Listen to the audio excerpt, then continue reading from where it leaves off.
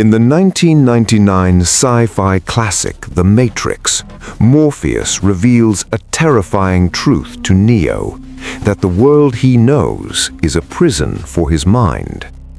Thousands of years before Hollywood, the Gnostics were preaching the exact same message. They believed that the physical world we inhabit is not the creation of a loving God, but a flawed material prison. To the Gnostics, waking up wasn't just a metaphor, it was the only way to save your soul from a cosmic usurper.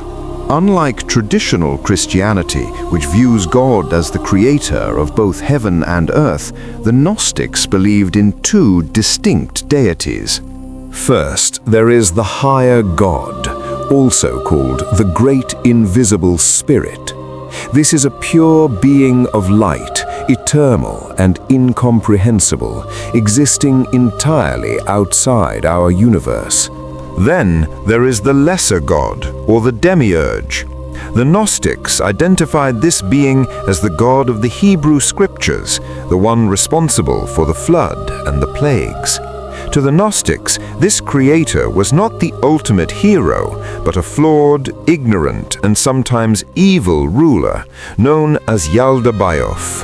How did such a flawed creator come to be? The Apocrypha of John tells the story of the Pleroma, a perfect realm of divine beings called eons. The final aeon was Sophia, whose name means wisdom. In a moment of curiosity, Sophia attempted to create something on her own without the consent of the Great Spirit. The result was a flawed creation, a monstrous being with the face of a lion and the body of a snake. Horrified by what she had made, Sophia cast the creature, Yaldabaoth, out into the darkness. There, in his arrogance, he declared himself the only God and began to shape our physical universe as a kingdom for himself and his monstrous servants, the Archons. Yaldabaoth's world was lifeless until he stole a spark of divine light from the upper realms and placed it inside the first human, Adam. This spark is the only source of goodness in our corrupt world. Fearing that humans would discover their true divine origins, Yaldabaoth placed them in a garden of delight to keep them distracted and ignorant. In the Gnostic version of the story, the fall of man was actually a rescue mission.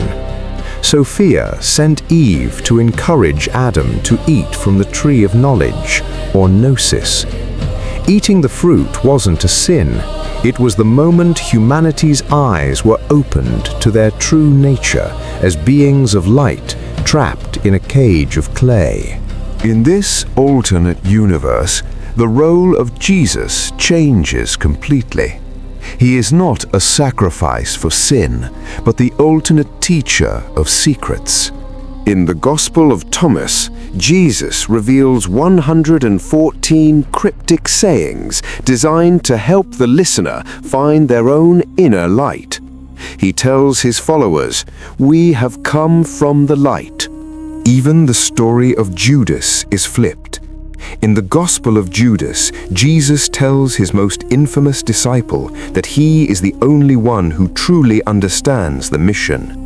Jesus instructs Judas to betray him so that his soul can finally be released from the man that clothes me, the physical body.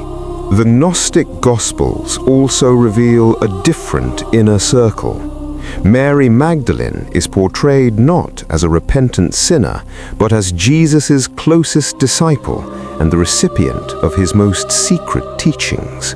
The Gospel of Philip even suggests a deeply intimate relationship, stating that Jesus loved her more than the other disciples.